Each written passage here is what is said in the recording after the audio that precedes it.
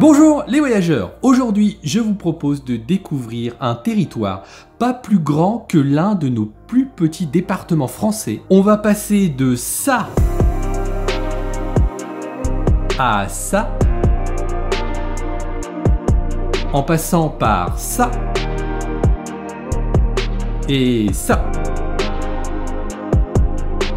Ça vous dit? Voici donc mes 10 incontournables à faire si vous décidez de voyager à Grande Canarie. J'ai passé un peu plus d'une dizaine de jours dans ce territoire espagnol situé à peu près entre le sud Maroc et le nord de l'ouest Sahara durant ce mois de février 2022. Cette île qui ne fait pas plus de 50 km sur 45 est franchement étonnante par sa pluralité de paysages sur un si petit périmètre. Allez, place à l'image, place aux 10 spots incontournables à faire à Grande Canarie. On commence par cette petite ville située au sud-ouest de l'île. Parfois appelée à tort la petite Venise des Canaries, ce village présente un magnifique cadre bucolique et une plage à l'eau calme et agréable. Je dois bien l'avouer, on a un petit air de Méditerranée, un petit air de Grèce dans ce petit village. Vous aurez la possibilité de faire plein d'activités nautiques comme le jet ski ou le parachute ascensionnel. Il vous est proposé aussi dans ce petit port des sorties pour aller admirer les dauphins. Alors là, vous êtes à une extrémité de ce que peut vous proposer cette île. Non, je n'ai pas traversé l'océan pour aller en Afrique. Vous êtes au sud de l'île, dans la ville de Mas Palomas, qui vous offre ce paysage sorti tout droit du Sahara. Je vous avoue que ces dunes au pied de l'océan sont un lieu insolite à voir absolument à Grande Canarie. Cette vallée présente plusieurs intérêts. Déjà, la beauté de l'endroit. On quitte la côte est aride dominée par ses éoliennes. Après quelques kilomètres de voiture et un passage à Agüimes, vous plongez dans une nature à la fois rocheuse et verdoyante qui donne des petits airs de Jurassic Park. Et puis le deuxième intérêt de ce Barranco de Guayadeque, ce sont ces villages incroyable, rempli de maisons troglodytes qui vous replongent dans le passé préhispanique des Canaries. Vous pouvez vous promener à travers ces petites ruelles tout en admirant un paysage fantastique qui m'a fait penser par moments à Zion et sa partie Kolob, moins connue. Un de mes coups de cœur de l'île.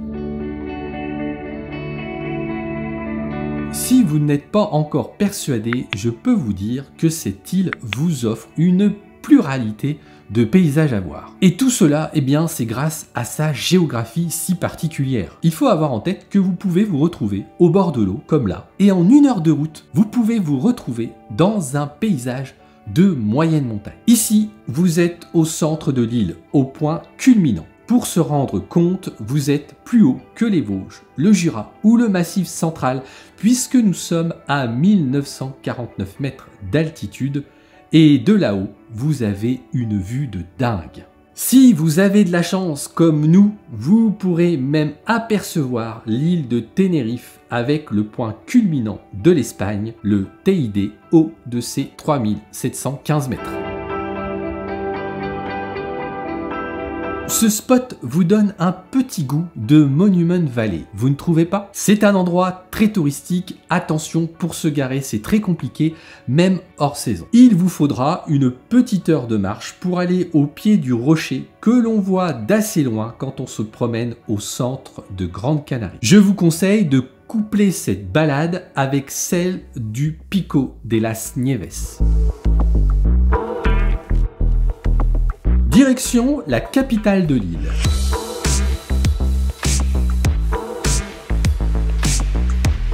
Cette ville est très étendue, la population est quand même assez importante puisque c'est une métropole qui fait à peu près 400 000 habitants. Les principaux intérêts de cette ville sont son vieux centre, le quartier Vegeta, avec la maison de Christophe Colomb et sa cathédrale.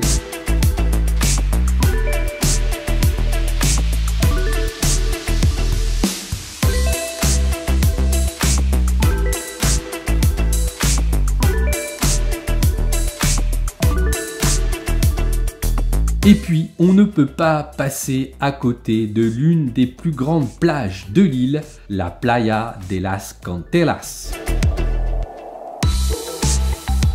Bon alors, avec tout ce que je vous ai montré, vous avez réservé votre billet d'avion? Non? Toujours pas? Vous êtes toujours pas convaincu?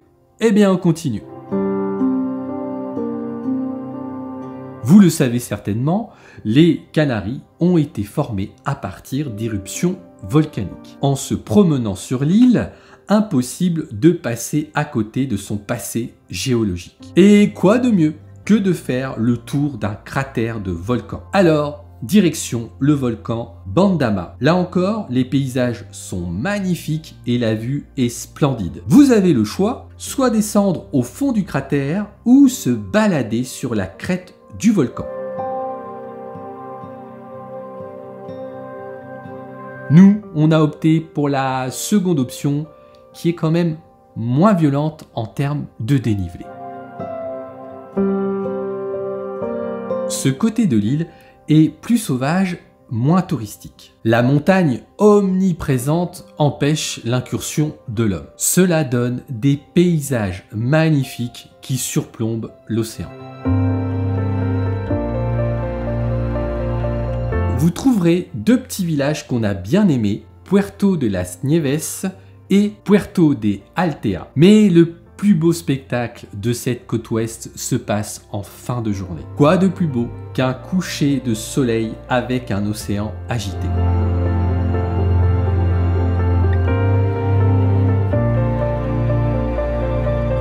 Et en plus, mon petit conseil bonus rien que pour vous, profitez de vous baigner dans les piscines naturelles de Puerto de las Nieves en plein coucher de soleil. Un moment inoubliable à n'en pas douter.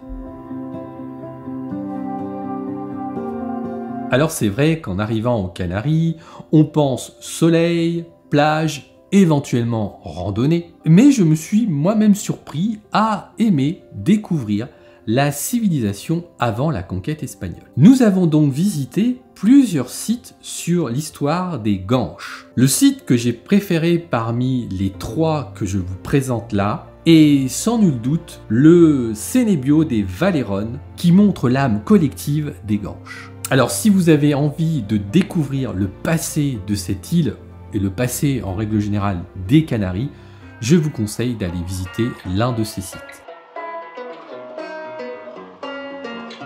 Les villages des Grandes Canaries ont fait l'objet d'une rénovation en masse. Ils sont tous très charmants. Alors qu'on soit clair, ils se ressemblent tous dans leur conception. Une église entourée d'une place et des services nécessaires à la vie du village.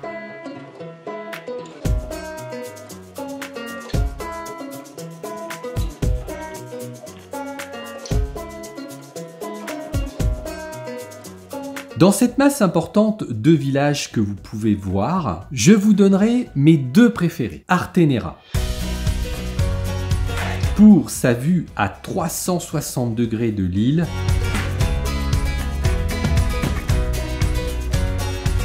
pour son mini Corcovado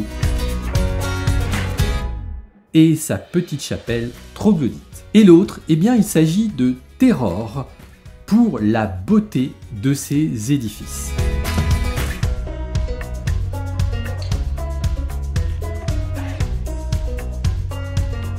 N'hésitez pas à vous arrêter dans ces villages, tout est parfaitement, mais parfaitement aux petits oignons aménagé pour qu'on passe, nous touristes, un bon moment. Bon alors, avec tout ce que je vous ai montré, vous avez réservé votre billet d'avion quand même. Je peux vous dire qu'on a passé un très bon moment sur cette île, en particulier quand vous y allez au mois de février prendre un petit coup de chaud, ça fait du bien. Je vous conseille Grande Canarie. Si la vidéo vous a plu, n'oubliez pas de liker, de partager, de vous abonner pour ne rien manquer.